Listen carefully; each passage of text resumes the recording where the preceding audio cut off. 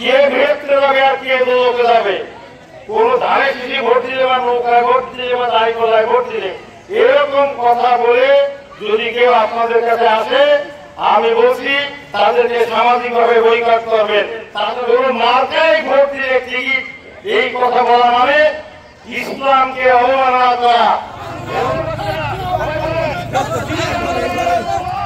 বিশেষ মার্কায় যদি ভোট দাও তাই ভেস্তে টিকিট, এটা ভেস্তে দেওয়া যাবে।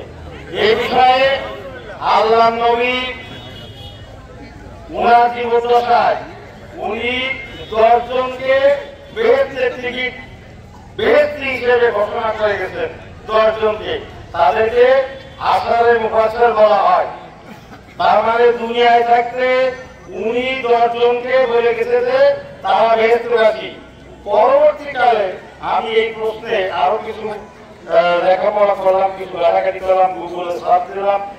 পরবর্তীকালে উনি যেমন মা ফাতেমা রাদিয়াল্লাহু আনহা, মা খাদিজা, ওই 10 জনের মধ্যে এদের নাম নেই, বা বিভিন্ন যুদ্ধে যারা ইসলামের পক্ষে ব্যাপক ভূমিকা রাখছে এদেরকে কিছু কিছু লোক করে বলে গেছে।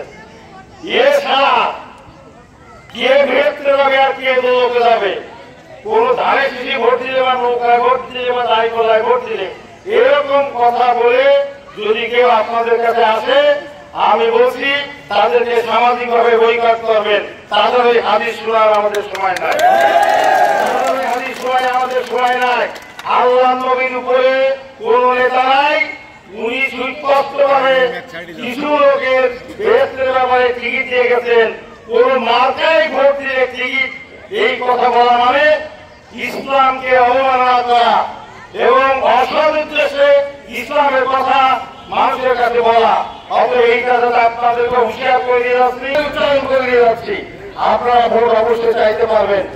আপনার এখানে আমাদের বক্তব্য হল সরকার যে যে দলকে নির্বাচন করতে হুকুম দিবেন বা সার্টিফাইড করবেন, তারা সবাই তাদের দলীয় ম্যানিফেস্টো করে ভোট চাইতে পারবেন।